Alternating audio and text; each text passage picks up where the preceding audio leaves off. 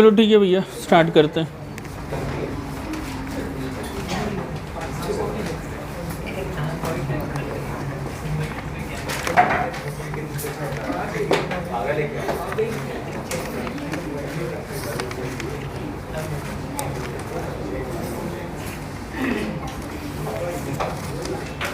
हाँ जी, last class मतलब अभी तक, ठीक है, कॉम्प्लेक्सेस स्टार्ट किए थे लास्ट क्लास में, है ना, ठीक है। तो भाई कॉम्प्लेक्स में लीगेंड्स स्टार्ट किए, ठीक है। तो हाँ, लीगेंड्स में जो मतलब बेसिक बात थी वो सब हम लोग पढ़े थे, ठीक है। आज हम लोग स्टार्ट करते हैं क्लासिफिकेशन ऑफ लीगेंड्स, मतलब लीगेंड्स के कितने टाइप्स होंगे, ठीक है। तो अगला टॉपिक लगा लीजिएगा, ठीक है ना, लीगेंड्स में ही टाइप्स ऑफ लीगेंड्स, ठीक है, या क्लासिफिकेशन ऑफ लीगेंड लिख लो।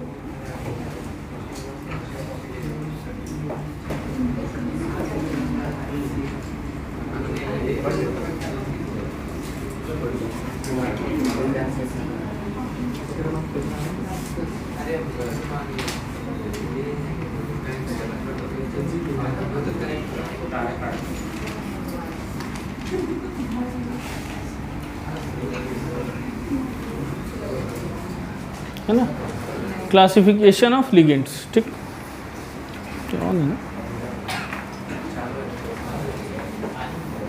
ठीक। अब देखो जी बच्चा, ठीक है, तो लिगेंड्स को हम अलग अलग बिहाफ पे क्लासीफाई करेंगे, मतलब अलग अलग बेसिस होगा, ठीक है।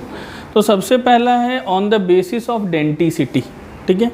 डेंटिसिटी कहने का मतलब कि कोई भी लिगेंड एक साथ किसी भी सेंट्रल मेटल के साथ, है ना, एक साथ कितने कोऑर्डिनेट बॉन्ड्स बना सकता है, मतलब कितने इलेक्ट्रॉन पेयर्स वो एक ही सेंट्रल एटम को डोनेट कर सकता है, उसको हम लोग कहते हैं डेंटिसिटी, ठीक है। या to be more easier language, तो भैया मामला क्या है, number of covalent bonds formed by a single molecule of any ligand, है ना, with the central metal atom is called denticity, ठीक है। तो सबसे पहली बात होगी कि हम लिगेंड्स को क्लासीफाई करेंगे on the basis of denticity, ठीक है। तो भाई सबसे पहला है हमारा क्लासिफिकेशन, ठीक है। तो क्लासिफिकेशन किस बिहाफ पे किया जा रहा है, ठीक है ना। तो सबसे पहला बिहाफ है on the basis of denticity,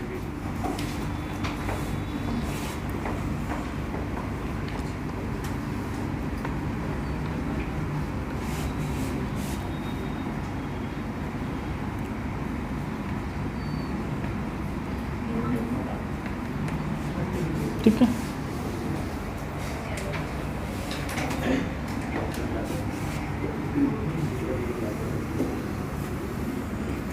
है ना, on the basis of denticity, है ना, डेंटिसिटी के आधार पर हम लिगेंड्स को क्लासीफाई कर रहे हैं, ठीक। तो बच्चा सबसे पहली चीज़ तो यही है कि ये डेंटिसिटी क्या है,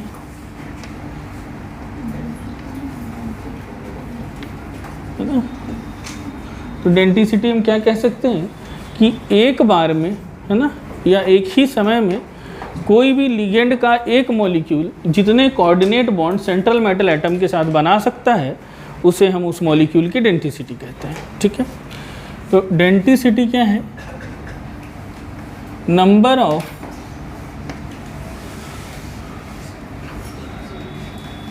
coordinate bonds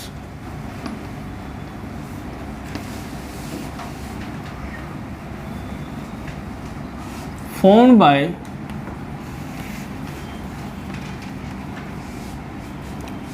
one molecule of ligand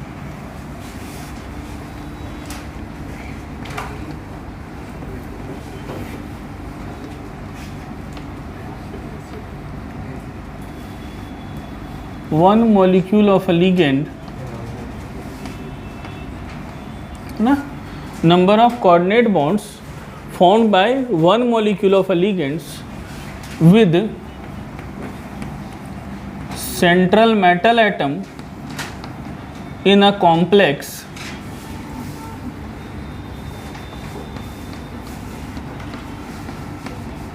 is known as denticity of the ligand. ठीक है,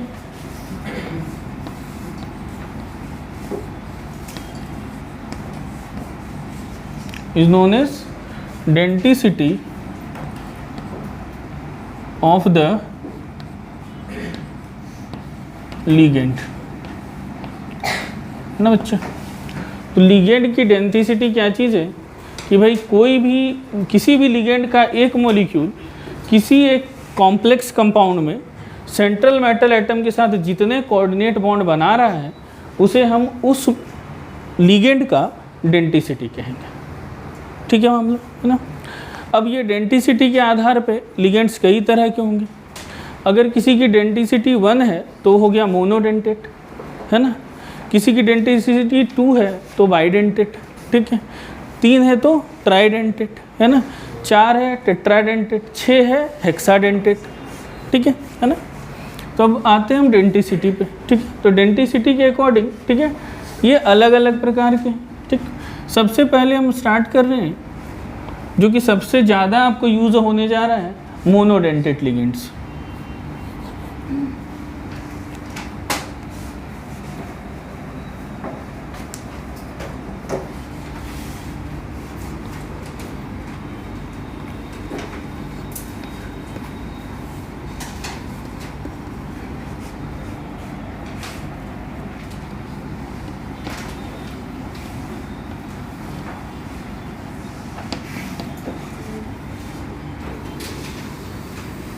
ठीक है। अब बच्चे हम लोग मोनोडेंटेड लिगेंड्स की जब बात करते हैं तो मोनोडेंटेड किसे कहेंगे, जो कि एक कॉम्प्लेक्स में, ऐसे लिगेंड जो कि एक कॉम्प्लेक्स में सेंट्रल मेटल एटम के साथ एक ही बॉन्ड बनाए, ठीक है। जिसका एक मॉलिक्यूल सेंट्रल मेटल एटम के साथ एक ही बॉन्ड बनाता हो किसी कॉम्प्लेक्स में, उसे हम क्या बोलेंगे, मोनोडेंटेड लिगेंड कहेंगे, ठीक है। तो मोनोडेंटेड लिगेंड के लिए अपन क्या लिख लेते हैं, ठीक है। पहला पॉइंट डेफिनेशन का ही लिख रहा हूँ ना।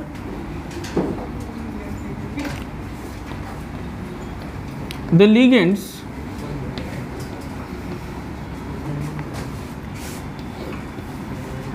फॉर्मिंग only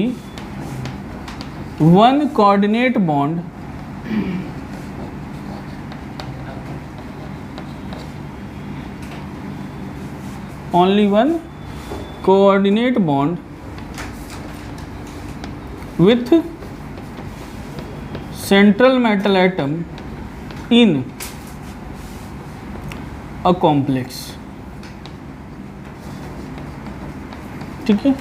तो बच्चा किसी भी कॉम्प्लेक्स में, ठीक है, ऐसे लिगेंड्स जो किसी भी कॉम्प्लेक्स में, है ना, जिसका एक मॉलिक्यूल सेंट्रल मेटल एटम के साथ एक ही बॉन्ड बनाता हो, उसको हम लोग क्या बोलेंगे, मोनोडेंटेड लिगेंड बोलेंगे, ठीक है। अब क्या है कि ये मोनोडेंटेड लिगेंड्स, ठीक है, 3 टाइप के हो जाएंगे डिपेंडिंग ऑन देयर चार्जेस या चार्जेस ऑन देम, ठीक है, ओवरऑल चार्ज, ठीक। एक तो कुछ मोनोडेंटेड लिगेंड्स न्यूट्रल होंगे, कुछ मोनोडेंटेड लिगेंड्स कैटायनिक होंगे और कुछ मोनोडेंटेड लिगेंड्स एनायनिक होंगे, है ना। कैटायनिक लिगेंड होने की संभावना बहुत कम है, ठीक है, बट 2-4 हम लोग यहाँ पे पढ़ेंगे, बट उनका यूज़ बहुत कम होगा, ठीक है। मेनली न्यूट्रल लिगेंड्स मिलेंगे और एनायनिक लिगेंड्स मिलते हैं, ठीक। तो जब हम आगे बात करते हैं तो क्या लिखेंगे, monodentate ligands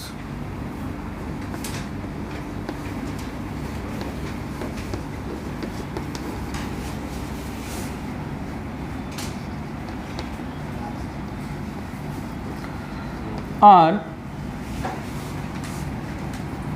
also of 3 types. ये मोनोडेंटेड कितने टाइप के हो जाएंगे बेटा, 3 तरह के हो जाएंगे, ठीक है। कैटायोनिक या न्यूट्रल से शुरू करता हूँ, न्यूट्रल, है ना, कैटायनिक एंड एनायनिक।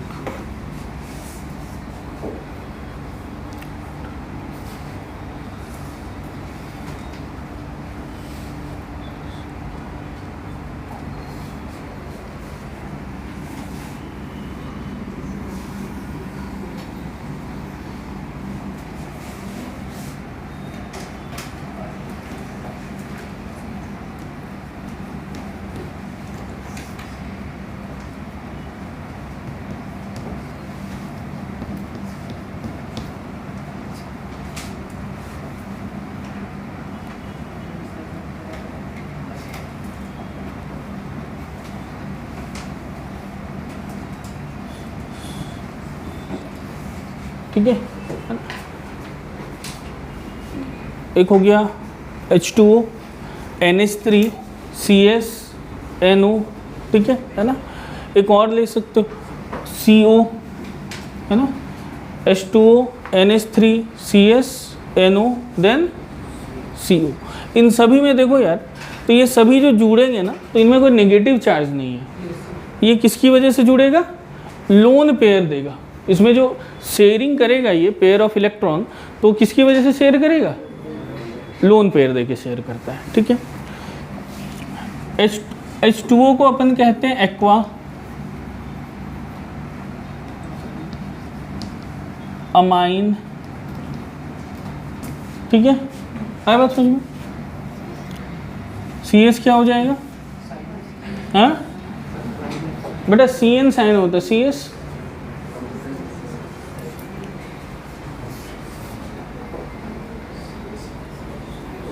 कहीं पढ़े? अच्छा, CO को क्या बोलते हैं? कार्बोनिल। CO को क्या बोलते हैं? कार्बोनिल, ठीक है। और जहाँ सल्फर आ जाता है ऑक्सीजन की जगह पे, उसको थायो बोलते हैं, तो इसका नाम हो जाएगा थायोकार्बोनिल।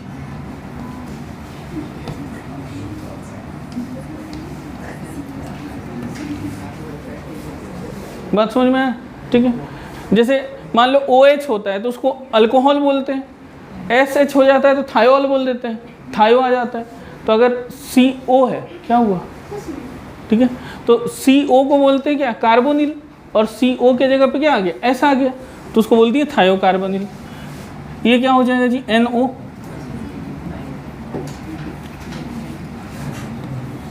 नाइट्रोसो, ये हो गया कार्बोनिल, ठीक है। और किसी में कोई चार्ज नहीं है, तो ये सभी क्या हो जा रहे हैं? न्यूट्रल हो जा रहे हैं, ठीक है ना। अगर अब देखो नाइट्रोसो हम बोलेंगे, सुनो इसको ऐसा करो ना, इसको नाइट्रोसाइल कर लो, क्योंकि नाइट्रोसो का NO माइनस हो जाता है नाइट्रोसो में, ठीक है। ठीक,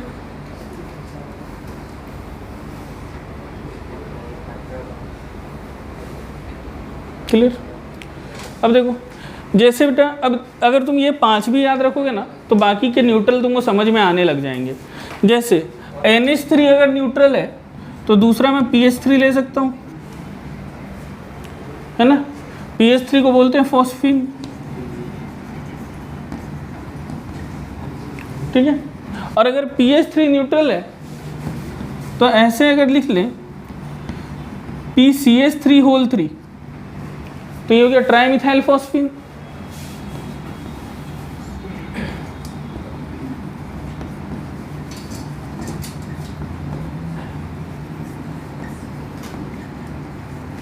ठीक, बात समझ में आ रही है क्या कर रहे हैं? ठीक है। तो जैसे NH3 है तो NH3 न्यूट्रल है, तो ऐसे PH3 भी क्या हो जाएगा? न्यूट्रल हो जाएगा। उसी तरह से अगर PH3 फॉस्फीन न्यूट्रल है तो H को हटा के अगर मिथाइल से रिप्लेसमेंट कर दें तो क्या बन जाएगा? Trimethyl phosphine. वो भी किस में आ गया? न्यूट्रल में आ गया, ठीक है। नेक्स्ट एग्जाम्पल पे आते हैं। सर अगर अल्कोहलिक ग्रुप हो जैसे मिथानॉल, तो ये भी तो न्यूट्रल है ना भाई, कोई चार्ज तो नहीं है, पोलैरिटी है अलग बात है, लेकिन ये क्या है? न्यूट्रल है, ठीक है। तो या तो हम ले लें मिथाइल अल्कोहल या मिथाइल अमीन।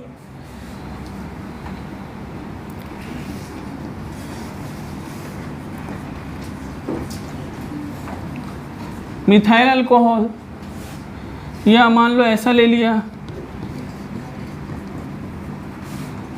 ये क्या हो जाएगा यार? मिथाइल अमीन, है ना, ठीक। तो ये भी किस में आ रहा है? न्यूट्रल में आ रहा है, ऑर्गेनिक वाले है ना, ठीक है।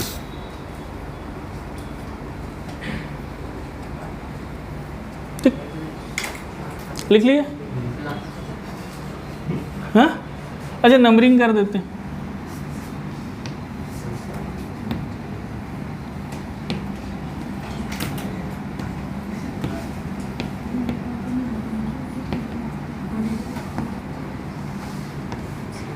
ठीक, अच्छा एक और लिख रहा हूँ,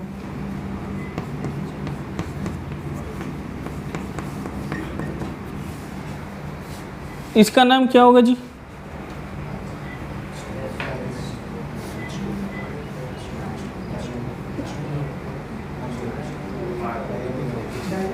याद करो पवन सुत, अपना बालपन बताएं। अरे भाई एक चैप्टर पहले बताए हैं और उस समय भी पूछे थे।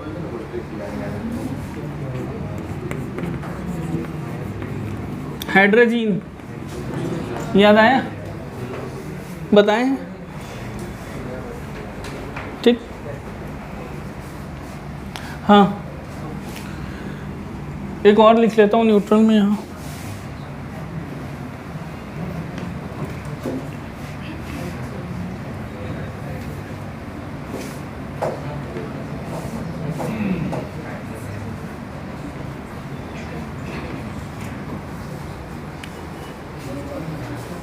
हाँ जी बताओ तो उसका नाम।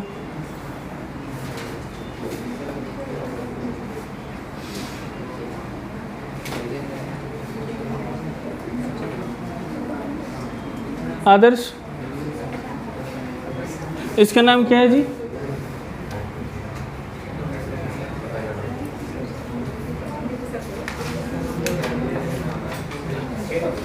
मतलब आप लोग कर क्या रहे हैं? नहीं समझ में आ रहा है कि 6 महीना बाद एग्जाम है? अरे भाई एग्जाम चल रहा है तो एग्जाम चल रही थी, कौन सा हम कुछ तो चीज पूछ ले बोल रहे गिरी। अब ना हमको चालू करना होगा सर्विसिंग तुम लोग का।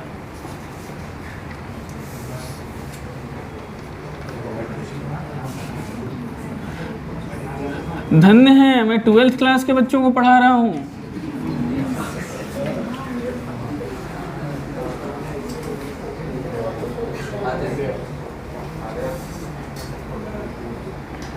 ठीक,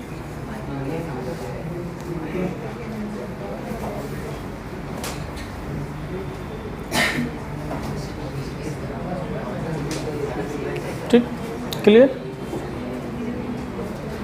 अब एक बात को समझना, ये मॉलिक्यूल ये दोनों बड़े महत्वपूर्ण हैं यहाँ पे, ठीक है। हाइड्रोजन हो जाएगा या फिर यूरिया है, ये कुछ कारण से महत्वपूर्ण है यहाँ पे। समझना जिस बात को मैं समझाने की कोशिश कर रहा हूँ, ठीक है। अगर तुम NH3 को लेते हो, ठीक है, तो यार जैसे समझो कि मैं एक सेंट्रल मेटल एटम M ले लिया, ठीक है, और NH3 लिया, ठीक है, तो भाई ये NH3 में नाइट्रोजन के पास एक ही लोन पेयर है, तो ये सेंट्रल मेटल एटम को 2 इलेक्ट्रॉन डोनेट करके एक बार में एक ही कोऑर्डिनेट बॉन्ड बना सकता है क्योंकि 2 इलेक्ट्रॉन है। समझ में आ रही बात? एक नाइट्रोजन एटम है जो जिसके पास डोनेट करने के लिए इलेक्ट्रॉन है, तो वो एक ही इलेक्ट्रॉन दे सकता है, एक ही बना सकता है। तो चलो ये तो सर अमाइन तो मोनोडेंटेट हो गया, ठीक। अगर मैं यहाँ पे वाटर लेके आता हूँ तो सर ऑक्सीजन के पास 2 लोन पेयर हैं डोनेट करने के लिए, लेकिन सर 2 लोन पेयर है लेकिन एक ही एटम है, तो एक बार में एक ही प्लेन में एग्जिस्ट कर सकता है मॉलिक्यूल के साथ, सेंट्रल मेटल एटम के साथ। तो ये एक बार में एक ही प्लेन में एग्जिस्ट करेगा तो एक ही बॉन्ड बनाएगा। चलिए ये भी समझ में आया कि वाटर भी क्या हो गया, मोनोडेंटेट हो गया, ठीक। लेकिन जब मैं हाइड्रोजन या यूरिया की बात करता हूँ, ठीक है, तो सर हाइड्रोजन और यूरिया की जब बात होती है, मान लो हाइड्रोजन की बात कर लेते हैं, तो इसके पास 2 एटम भी है और दोनों एटम के पास लोन पेयर भी है।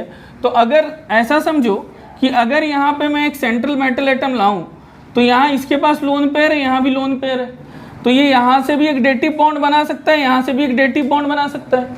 मतलब यूरिया जो है वो डाइडेंटेट होना चाहिए था। बात समझ में आ रही है कि यूरिया बाइडेंटेट हो सकता है या हाइड्रोजन बाइडेंटेट हो सकता है क्योंकि इसके पास 2 अलग अलग एटम हैं और दोनों एटम ऐसे हैं, मतलब 2 नाइट्रोजन के एटम हैं जिनके पास लोन पेयर है ना। तो हाइड्रोजन बाइडेंटेट हो सकता है, लेकिन यहाँ मैंने हाइड्रोजन को लिखाया भी है, तो इस बात को ध्यान रखना कि हाइड्रोजन ऐसा काम कभी नहीं करेगा, हाइड्रोजन कभी भी बाइडेंटेट नहीं होगा।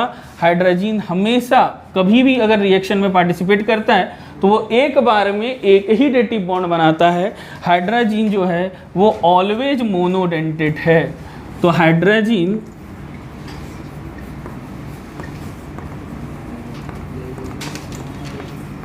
is compulsorily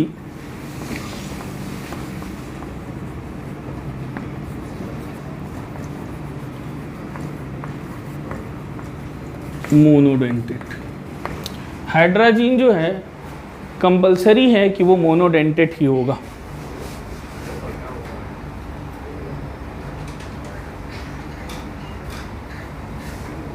ठीक है,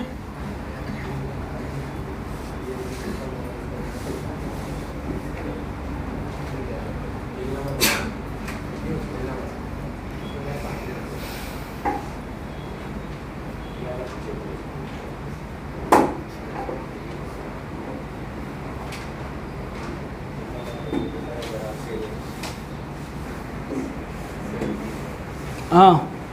अब जिन बच्चों को ऐसा लगता है कि उनका जेईई मेंस क्वालिफाई हो जाएगा और उनको एडवांस का एग्ज़ाम देना पड़ सकता है, वो थोड़ा सा इसका रीज़न देख लेंगे। ठीक है, इसका रीज़न क्या है? अगर एसर्शन पॉइंट दिया तो एसर्शन भी बहुत तगड़ा पॉइंट है। एसर्शन पॉइंट कि भाई hydrogen never forms to coordinate bond या hydrogen never acts as bidentate ligands in any complex. ठीक है, तो ये एसर्शन पॉइंट हो जाएगा। ठीक, अगर रीज़न पॉइंट की बात की जाए तो इसका कारण क्या है? ठीक है, तो इसका कारण ये है कि हाइड्रोजन को एक 3 मेंबर्ड रिंग बनाना पड़ेगा। ठीक है, जो sp3 हाइब्रिडाइज नाइट्रोजन है उसे एक 3 मेंबर्ड रिंग बनाना पड़ेगा। ठीक है, क्लियर? ये 3 मेंबर्ड रिंग बन रहा है ना, एक ट्रायंगल बन रहा है ना। देखो, एक 3 मेंबर्ड रिंग बनाना होगा, समझ में आ रही बात? और sp3 हाइब्रिडाइज नाइट्रोजन है, sp3 हाइब्रिडाइज, ये तो क्लियर हो रहा है ना, 4 सिग्मा बॉन्ड है। तो बेटा sp3 हाइब्रिडाइज का शेप कैसा? Trigonal planar. गधे हो क्या? टेट्राहेड्रल है ना। तो अगर sp3 है तो टेट्राहेड्रल, और टेट्राहेड्रल का बॉन्ड एंगल कितना होता है? सृष्टि बताएगी। बेटा टेट्राहेड्रल में बॉन्ड एंगल कितना होता है? बहुत बेसिक सवाल पूछा है मैंने।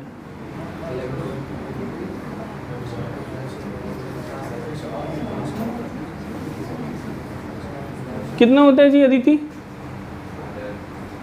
अरे बोलो। 109 डिग्री 28 मिनट, वेरी गुड, है ना। तो टेट्राहेड्रल का एंगल रिक्वायरमेंट कितना है? 109 डिग्री 28 मिनट, माने 109.5 लगभग 110 डिग्री के आसपास।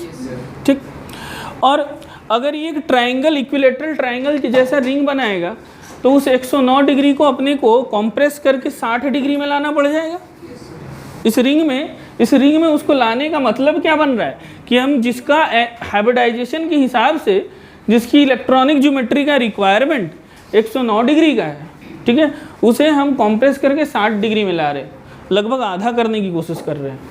ठीक है, तो एक बहुत ज़्यादा स्ट्रेन जनरेट होगा जो कि एक अनस्टेबल कंडीशन होगी, और इसीलिए ये कभी भी ऐसे 3 मेंबर्ड रिंग नहीं बनाना चाहता है। और हाइड्रोजन कभी भी, क्या बोला, बाइडेंटेड लिगेंड नहीं होगा, ऑलवेज मोनोडेंटेड है। ठीक है, तो इसका रीज़न क्या है? रीज़न है कि भैया 3 मेंबर्ड रिंग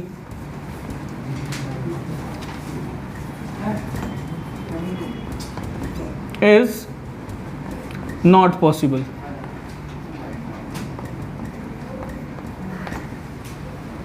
समझे बात को?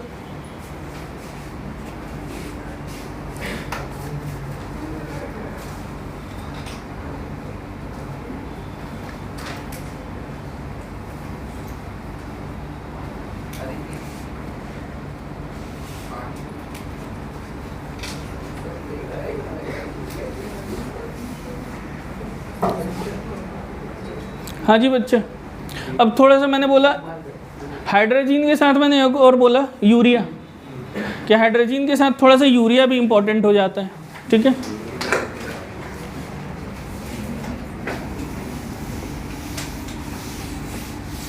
इधर लिख लिया हो?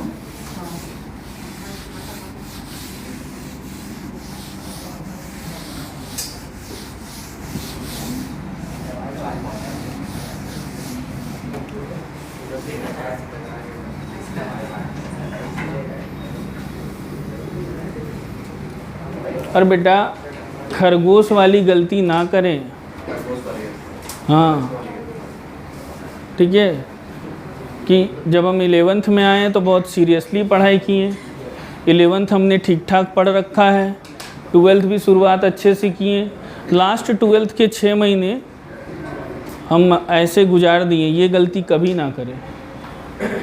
जब आपको एग्ज़ाम देने का समय है, जब रिवाइज़ करने का समय है, जब आपने सब कुछ कर लिया है परिश्रम, तो आखिरी में छोटी छोटी चीज़ों में गड़बड़ करके, ठीक है, पूरा करियर ख़राब करना, ये तो बेवकूफ़ी है। तो एक बार मैं 1 महीने पहले भी बोला था कि 11th वापस से रिवाइज़ करना स्टार्ट कीजिए, है ना। और आप हाफ ईयरली एग्ज़ाम चल रहा है, आप लो इसको सीरियस लो, अलग बात है, बट ये एक तो आप सीरियस लेके भी अपने पढ़ाई को कंटिन्यू रख सकते हो, और दूसरी बात ये है कि अगर आप उतना सीरियसली हाफ ईयरली को नहीं भी लोगे तो कोई बहुत कुछ नहीं उससे हो जाएगा, ठीक है। समझ पा रहे हो हम क्या कहना चाह रहे हैं, ठीक है। तो थोड़ा सा 11th को रिवाइज़ कीजिए वापस से, जो और कुछ चैप्टर्स तो ऐसे हैं जैसे ऑर्गेनिक वाले जो बातें हैं, आइसोमेरिज्म है या GOC है, नोमेनक्लेचर है, वो तो 12th के साथ साथ चलता है, तो रिवाइज़ होता चला जाता है ना। केमिकल बॉन्डिंग है, साथ साथ चलता है, एक बार रिवाइज़ कर लो ना भाई। कॉपी है 11th वाला? ऐसा नहीं ना कि उसको बेच के सन पापड़ी खा लिए हैं।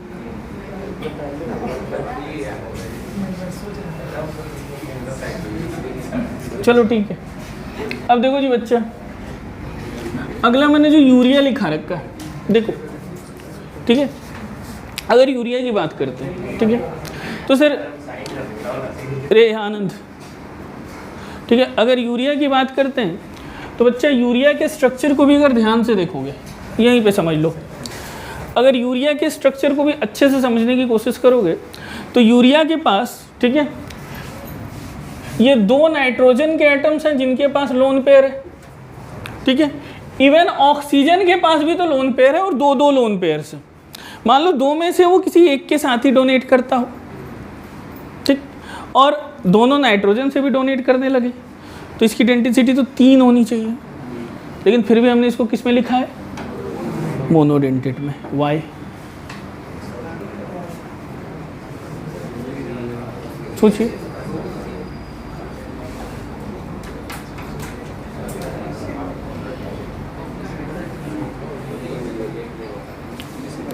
यूरिया के डेंसिटी वाले कॉन्सेप्ट से 2-3 क्वेश्चंस बन जाते हैं, बट कुछ बुद्धि में आ रहा है, थोड़ा बहुत भी कुछ सोच पा रहे हो? अच्छा देखो, सिंपल सी बात करते हैं, ये पाई बॉन्ड है, ये सिग्मा बॉन्ड है, ये तो ये वाला जो लोन पेयर है वो रेजोनेंस में जा सकता है, और ये वाला जो लोन पेयर है वो भी। आई बात समझ में? तो ओवरऑल अगर हम बात करें तो सिचुएशन कुछ ऐसा हो सकता है कि अगर इससे लोन पेयर चला जाए, यहाँ पे पाई बॉन्ड बन जाए, ठीक है, और ये ऑक्सीजन पे नेगेटिव चार्ज आ जाएगा, है ना, और एक को ऐसा रहने देता हूँ, ठीक है।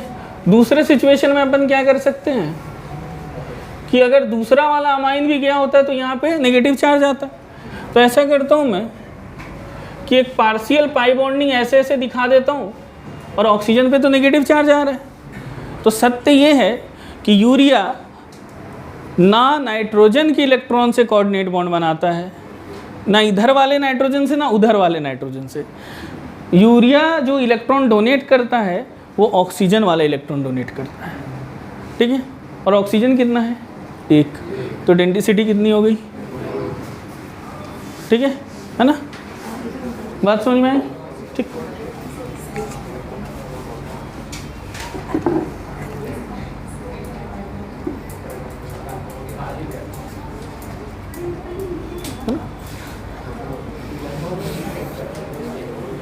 पानी रखा है जी,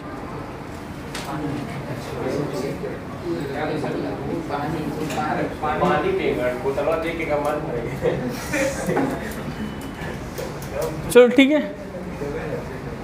हाँ जी बच्चा, बात समझ में आ गई। तो ये हो गया मोनोडेंटेड न्यूट्रल। तो थैंक यू।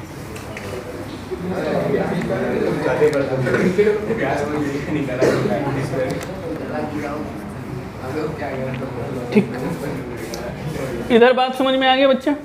तो ये मोनोडेंटेड न्यूट्रल हो गया, ठीक। अगला कैटायनिक बहुत कम है लेकिन है,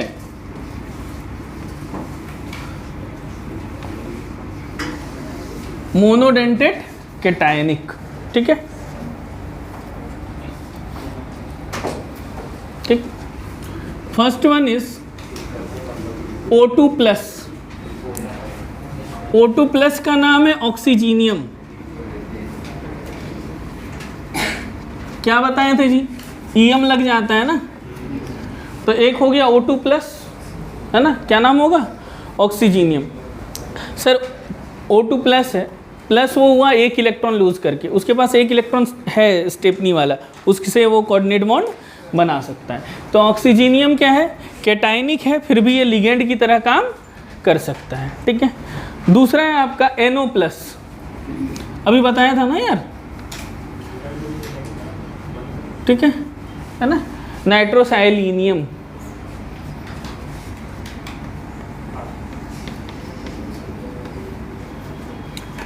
नाइट्रोसाइलियम, ठीक है, NO plus. Next NH2 NH3 plus. अच्छा एक और, उससे पहले NO2 प्लस भी तो होता है ना, ठीक है, तो NO2 प्लस इज नाइट्रोनियम, है ना। NO2 प्लस का नाम क्या है,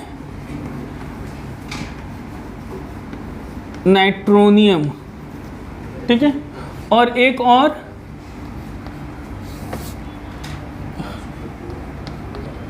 NH2 NH3 प्लस, ठीक है, हाइड्रोजीनियम, ये हाइड्रोजीन है ना,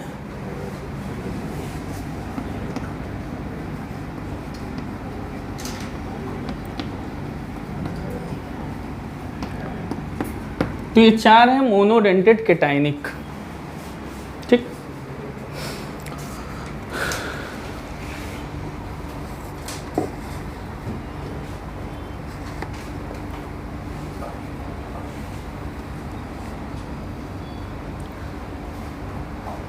ठीक, नेक्स्ट एनायनिक,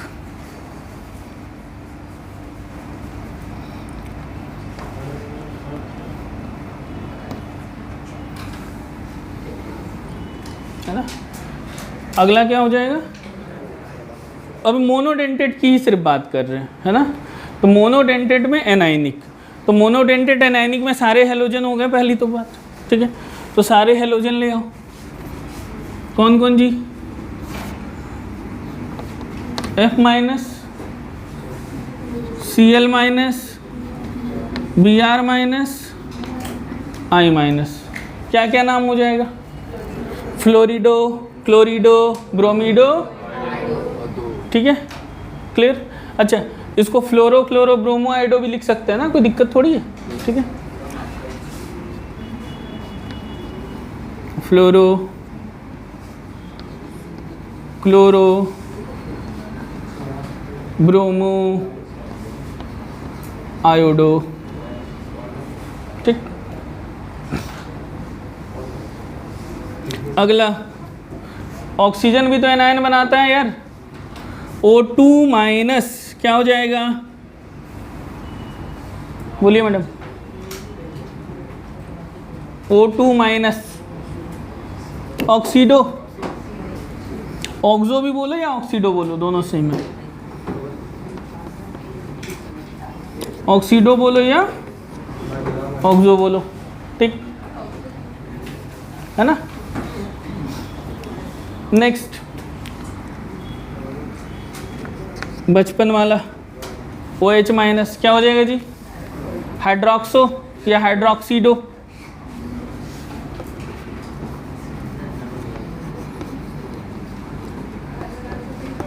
है ना, हाइड्रोक्सो या हाइड्रोक्सीडो, ठीक। नेक्स्ट S2 माइनस, अब बताओ, बोलो बोलो, सही जा रही हो यार, हाँ, सल्फिडो, है ना, ठीक। सल्फिडो बोलो या सल्फो भी लिखते हैं,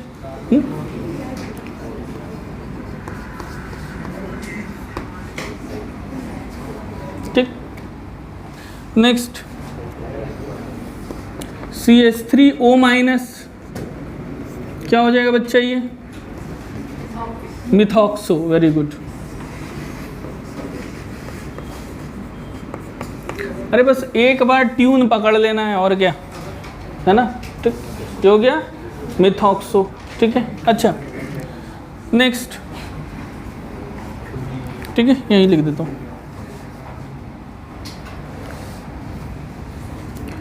O2 माइनस हो गया क्या, ये O2 2 माइनस था, इसमें सिर्फ O2 माइनस है, क्या हो जाएगा, सुपर ऑक्सीडो।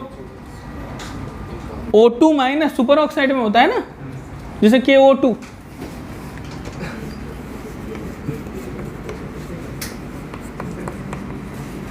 ठीक है, सुपर ऑक्सीडो।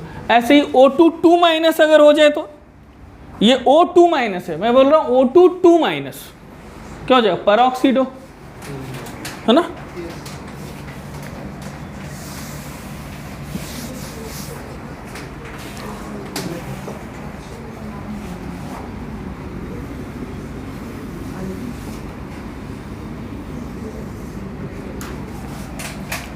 O2 2 माइनस क्या नाम हो जाएगा बच्चा, परऑक्सीडो, ठीक। O2 2 माइनस, अगर ये O2 माइनस रहा तो सुपर ऑक्सीडो, O2 माइनस रहा तो ऑक्सीडो या ऑक्सो, और अगर O2 2 माइनस है तो पेरोक्सीडो, ठीक। नेक्स्ट N3 माइनस,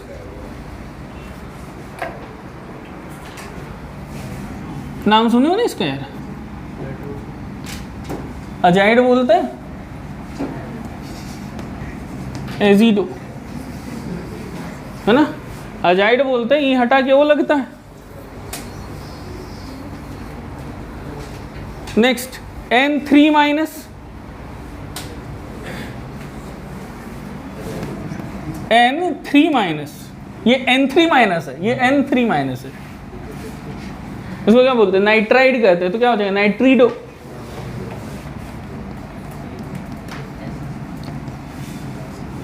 है ना, ठीक है, ये क्या हो गया, N3 माइनस नाइट्रीडो, ठीक है। नेक्स्ट NH2 माइनस, देखो बच्चे ये सिर्फ ऐसा नहीं कि मैं लीगेंड पढ़ा रहा हूँ और कोऑर्डिनेशन पढ़ा रहा हूँ, ये आपको एक इनऑर्गेनिक का एक आइडिया भी पूरा लग रहा है भाई, किस केस में परऑक्साइड, कहाँ सुपर ऑक्साइड, कहाँ अजाइड, कहाँ नाइट्रीडो। हाँ इसके लिए बोलो NH2 माइनस, बेटा ये अमाइन है NH2 तो अमीडो, ठीक है। अच्छा ऐसा समझो, ऐसे लिखता NH लिख देता, ठीक है ना, और ऐसा कर देता यहाँ पे 2 माइनस लिख देता,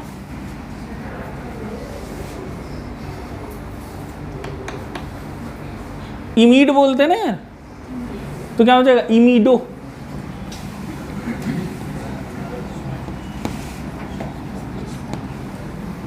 है ना, इमीडो, ठीक है, क्लियर।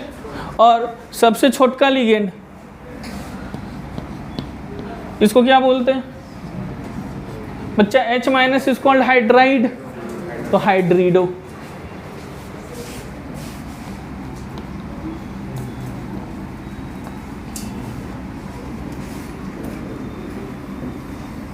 यहाँ कोई वैसा स्पेशल केस नहीं है यूरिया और वो हाइड्रोजन जैसा, ठीक है। हो गया? नहीं लिखा हुआ हो गया सो पूछे, टाइम भी हो गया है? नहीं बचा हुआ है टाइम। हाँ तो ठीक है ना, क्या दिक्कत है, थोड़ा सा 5 मिनट ज़्यादा पढ़ लीजिए। हाँ नहीं और 20 को नहीं लिखाएंगे, ख़त्म हो गया मोनोडेंटेड। मोनोडेंटेड कंप्लीट है, ठीक है। अच्छा ठीक है जाओ यार।